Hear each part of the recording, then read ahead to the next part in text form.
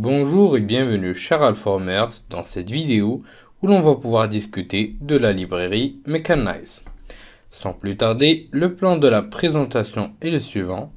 Donc tout d'abord, nous allons commencer par une petite introduction, suivie par un lab, où l'on va pouvoir découvrir cette fameuse librairie. Mekanize fait donc partie des modules les plus puissants mais aussi les plus intéressants au niveau de Python dans un contexte web. Ce dernier permet donc de simuler une navigation authentique avec tout ce qui va avec, ce qui inclut les cookies, historique de navigation, redirection, proxy, authentification, gestion au niveau, on dit même gestion avancée au niveau des formulaires, ce qui nous intéresse le plus entre parenthèses, et ainsi de suite. Il est donc extrêmement puissant, mais ce qui le rend encore plus intéressant, c'est sa facilité de manipulation. Il est donc parfait pour le test de vulnérabilité, à savoir que, disons, la seule problématique dans ce cas-là reste qu'il est nécessaire de comprendre les différents scénarios de navigation préalablement avant de pouvoir manipuler l'outil et donc automatiser les différentes tâches en exploitant Mekanize. Sans plus tarder, allons donc découvrir ce dernier ensemble et en vidéo. Donc une fois au niveau de notre lab, donc là je vais lancer mon avis de commande et utiliser mon interpréteur. Donc la première étape, comme vous l'aurez compris et comme on l'aura découvert au niveau des précédentes vidéos, c'est tout d'abord de pouvoir importer la librairie Mekanize, tout simplement.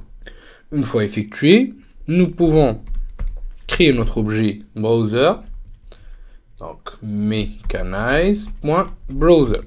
Pourquoi on crée en fait cet objet? Donc, comme on a dit, exactement, c'est que ce module ou cette librairie va nous permettre de pouvoir simuler une navigation réelle. C'est-à-dire qu'on va naviguer sur le site et pour lui, en fait, ou pour la plateforme sur laquelle on sera en train de naviguer, ça sera exactement comme l'activité d'un utilisateur normal. Pareillement pour le requêtage que les réponses, donc tout sera exactement le même. À savoir que pourquoi on fait tout ça? Donc c'est tout simplement pour pouvoir automatiser les tâches qui consistent à pouvoir rechercher des vulnérabilités sur une plateforme, sur une cible donnée, à savoir que l'automatisation peut être un petit peu difficile lorsqu'on a des formes, donc des formulaires qu'on doit analyser, donc des champs analysés à chaque fois. Et c'est difficile de pouvoir simuler l'activité d'un utilisateur, à savoir que dans la plupart des cas, et la plupart des vulnérabilités, le plus intéressant n'est pas en fait de pouvoir les tester avec des outils automatisés, mais de pouvoir utiliser utiliser des tests à main nue et analyser donc les résultats. Donc c'est pourquoi en fait je trouve vraiment Mekanize extrêmement intéressant. C'est en fait qui va pouvoir nous permettre de pouvoir automatiser ces tâches-là, c'est-à-dire automatiser donc l'activité d'un utilisateur, les requêtes, mais aussi recevoir les différentes réponses qu'on pourra ensuite analyser, comme si on était en fait nous derrière la machine, tout simplement. Donc à partir de là, donc là j'ai fait une petite erreur, donc browser, voilà. Donc à partir de là, donc on peut ouvrir en fait une page ou un lien grâce à la méthode open tout simplement. Donc au niveau de cette méthode là, nous allons spécifier donc l'URL comme on vient de le dire ou le lien qu'on voudrait ouvrir. Donc dans mon cas, donc ou celui que vous voudrez tester, il n'y a pas de souci, mais sinon, donc, pour que ça soit beaucoup plus réaliste, donc je vais utiliser celui du DVWA ou Daemon Vulnerable Web Application. Donc je vais ouvrir le lien, donc la page de login directement. Vous pouvez aussi bien sûr, en tant qu'exercice, créer une petite application, un petit script qui va pouvoir naviguer, donc tout simplement sur une page. Donc une fois qu'on a ouvert le lien, Donc, ce qu'il nous reste à faire maintenant, c'est de pouvoir visualiser l'ensemble des formulaires présents sur la page. Donc, on va créer une petite boucle pour effectuer cela.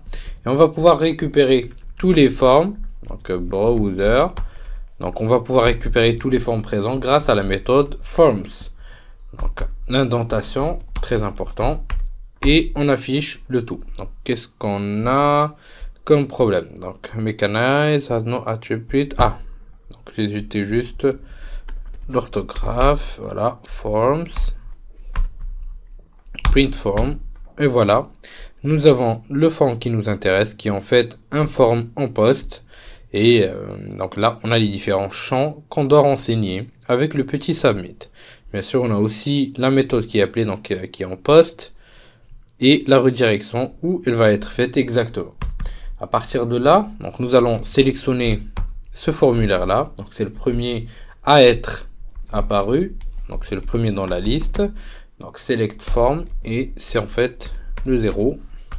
Donc une fois qu'on va effectuer cela, on va remplir les différents champs.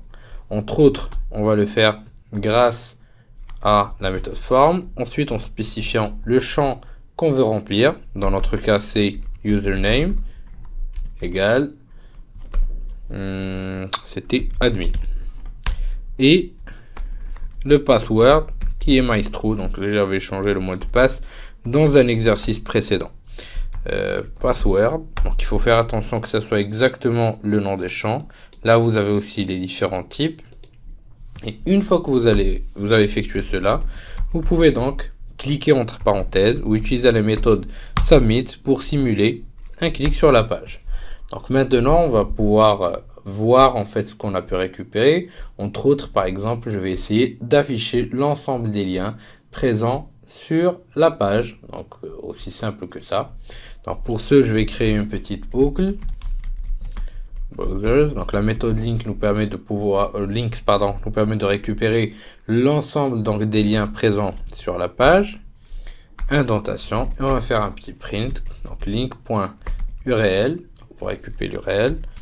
Deux points. Voilà. Plus le texte qui lui est octroyé. Browsers, oui. Donc là, c'est encore une erreur que j'ai faite. Donc c'est juste browser. Et voilà, regardez. Nous avons les différents liens présents sur la page, ainsi que le texte qui lui est assigné. Donc là, c'est les différentes vulnérabilités qu'on peut exploiter grâce à DWA, qu'on peut voir ici ensemble. Voilà, donc regardez, c'est exactement donc les liens qu'on peut récupérer sur la page. Donc là, je leur ai changé rapidement de place pour que ça soit plus logique. Et comme vous voyez, on a en fait la description du lien ainsi que le lien lui-même, donc l'URL qui lui est assigné. Vous remarquerez que c'est extrêmement facile de pouvoir mettre ça en place grâce à Mechanize et je vous laisse imaginer les possibilités infinies qu'on peut utiliser. Sans oublier bien sûr qu'à partir de là, nous pouvons donc à partir déjà de la réponse qu'on a reçue depuis notre objet browser, donc la response, on peut donc récupérer le contenu de la page, c'est-à-dire le contenu de la page en HTML et continuer notre analyse comme on l'a vu au préalable avec Beautiful Soup. Donc maintenant, ce que nous allons essayer de faire, c'est d'effectuer un petit cas beaucoup plus concret avec Mechanize. Le but étant de créer un brute forceur, donc c'est-à-dire qu'on va créer un petit script qui va essayer de brute forcer des champs d'authentification au niveau d'un site donné, donc qu'on va lui donner en paramètre. Donc là, vous allez bien comprendre au fur et à mesure. Je répète que le but est de pouvoir tester une suite de noms d'utilisateurs et mots de passe, donc les identifiants, sur une page cible jusqu'à trouver donc le mot de passe. Donc c'est du brute forcing basique. Donc tout d'abord, nous allons importer Mechanize. Une fois effectué, nous allons donc créer notre objet qu'on va nommer BR par exemple, et qui va contenir notre objet Mechanized Browser. À partir de là, nous allons donc créer la liste des noms d'utilisateurs ou mots de passe ou mot de passe. Donc, dans mon cas, je vais laisser le nom d'utilisateur statique et je vais changer que le mot de passe. Donc, je vais nommer ma liste browsers et je vais spécifier les différents mots de passe, donc passwords, et je vais spécifier les mots de passe, donc test, Hamza, Alform, Pentest, God et Maestro. À savoir que le dernier mot de passe est le bon. Une fois effectué, donc je vais ouvrir l'URL grâce à la méthode open comme on l'a vu. À savoir que ce que je vais essayer ou que ce que je vais utiliser comme tout à l'heure, c'est notre machine vulnérable, donc DVWA. Donc une fois effectué, donc je vais créer une petite boucle. Donc for password in passwords, donc, une petite boucle pour tester l'ensemble des donc l'ensemble des mots de passe qu'on a au niveau de la liste qu'on a spécifiée. Donc bien sûr vous pouvez aussi mettre un fichier TXT, CSV et ainsi de suite. Donc, pour l'amélioration du programme, on va voir ça par la suite. Donc une fois effectué, donc ce qu'on va essayer de faire, c'est de spécifier que c'est le premier formulaire qu'on va tester. Donc, le premier donc au niveau de la page, comme on a pu le voir tout à l'heure lors de notre analyse. C'est pourquoi en fait je vous ai dit qu'il fallait une analyse préalable des scénarios au niveau des pages cibles. Donc ensuite, on va spécifier le form donc de notre nom d'utilisateur, donc dans notre username. Voilà. Donc, je remplace juste. Voilà. Donc, le username, qui est dans notre cas admin, et le password, qui est dans ce cas-là, password encore. Donc, et pour la liste, on va en fait récupérer le mot de passe au fur et à mesure et donc l'assigner au champ password. À partir de là, nous allons afficher un petit message, donc test ou vérification, et donc 2 points ici, et là je vais mettre br.form, donc le mot de passe qu'on aura ou qui est en train d'être utilisé, donc on aura récupéré de la liste. Donc password, donc le mot de passe en cours de test tout simplement. Donc une fois effectué, donc ce qu'il nous reste à faire, c'est, vous l'aurez deviné, un petit submit. Donc égal br.submit et on affiche donc et en fait on assigne ça à une variable réponse. Donc pourquoi on fait ceci? Et bien tout simplement pour pouvoir tester sur cette page un ensemble d'éléments pour être sûr qu'on est bel et bien au niveau de la zone d'administration par exemple ou autre. Donc vous pouvez utiliser un ensemble de champs témoins ou bien tout simplement des éléments contenus dans la page en guise de témoin entre parenthèses pour vérifier que vous avez bel et bien trouvé le bon mot de passe ou la bonne combinaison nom d'utilisateur mot de passe. Dans mon cas par exemple, ce que je vais utiliser c'est une vérification par rapport à l'URL au niveau duquel on a été redirigé donc, et qui est en fait le suivant. Donc il suffit par exemple de vous authentifier, dans notre cas c'est DVWA, et on récupère tout simplement l'URL de la page. Voilà, donc ensuite on va les signer. Donc si on est redirigé en fait suite à notre attaque au niveau du lien suivant, eh bien ça voudrait dire tout simplement qu'on a trouvé le mot de passe qui est correct. Donc c'est aussi simple que ça.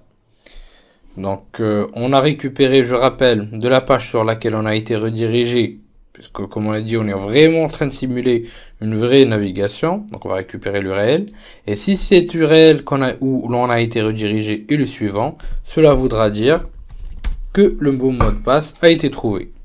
Je rappelle, encore une fois, qu'il faudra préalablement avoir une connaissance des différents scénarios ou des cas d'utilisation au niveau de la page cible. Donc à savoir que, par exemple, dans ce cas-là, qui est un cas vraiment très très simple, on pourra avoir donc un petit URL qui va changer. Donc on retrouve ça en fait beaucoup plus. On retrouve ça en fait un URL qui est basiquement utilisé. Donc on peut retrouver ça souvent. On peut retrouver aussi au niveau de la page donc un petit message, par exemple bonjour, comme sur PayPal. Nom d'utilisateur. On peut retrouver un nom spécifique ou tout simplement welcome back ou un mot qui va pouvoir définir qu'on est vraiment authentifié. Donc on peut aussi l'utiliser après avoir récupéré, donc à la place de getURL, on va utiliser tout simplement comme tout à l'heure le read, et en fait on va effectuer notre analyse grâce à Beautiful Soup, ou bien juste simplement récupérer le contenu en texte brut et voir s'il y a une itération par rapport à ce mot là. Et si c'est le cas, c'est bon, vous êtes sur la bonne page. Donc il existe vraiment beaucoup de témoins qu'on peut utiliser. Donc pour ce côté, il n'y a pas de souci. Tant que ça définit au niveau de la page, au niveau de laquelle vous êtes redirigé, ou bien l'URL ou autre, tant que ça définit donc un élément unique lors de l'authentification qu'on ne retrouve pas dans une page hors authentification, donc ça passe sans problème. Donc après, on va spécifier le mot de passe qui est correct. Voilà, mot de passe correct, et ensuite on spécifie notre mot de passe correct. Donc virgule, donc là on va faire ceci, point join password. Donc je pense que là tout est bon.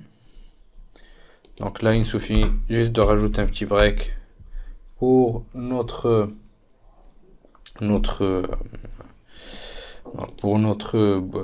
if. Donc on l'a spécifié tout à l'heure et on lance le test. Et bingo, il a pu donc vérifier l'ensemble des mots de passe qui ont été spécifiés. Donc, test, Hamza, Elform, Pentest, God et Maestro. Et enfin, il a trouvé le mot de passe qui est Maestro, vu qu'il a été redirigé par la suite au niveau de cette URL là. Donc si on change l'URL, basiquement, rien ne va pouvoir se passer, donc il va pas trouver le bon mot de passe comme vous pouvez le voir. En spécifiant l'URL correct, ça le fait. On peut, comme je vous ai dit aussi, effectuer un test sur la page après redirection sur un élément spécifique, comme se déconnecter. Donc si on a la notion là, donc la phrase se déconnecter ou le mot se déconnecter sur la page sur laquelle on a été redirigé, donc ça tombe tout de suite. Si on a par exemple bonjour plus nom d'utilisateur, donc automatiquement donc on est logiquement sur la page de l'utilisateur, et ainsi de suite. Donc il faut vraiment faire très très attention à bien comprendre les différents scénarios de navigation. Maintenant, donc je vais vous laisser un ensemble d'exercices à effectuer que vous allez trouver. Donc, vous allez trouver les résultats ou les corrections au niveau du dernier chapitre de la formation.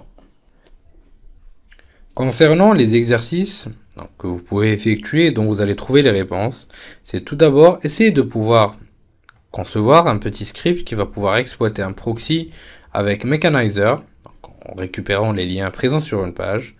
Et enfin, donc une ou un petit script qui va pouvoir vérifier s'il existe des vulnérabilités de type injection SQL et XSS sur une page donnée en input par l'utilisateur. Comme je vous l'ai spécifié tout à l'heure, vous allez donc pouvoir trouver les réponses au niveau des ressources de la formation, ou plutôt au niveau de la dernière partie de la formation. Je vous dis merci de votre suivi et à la prochaine vidéo sur Alpha.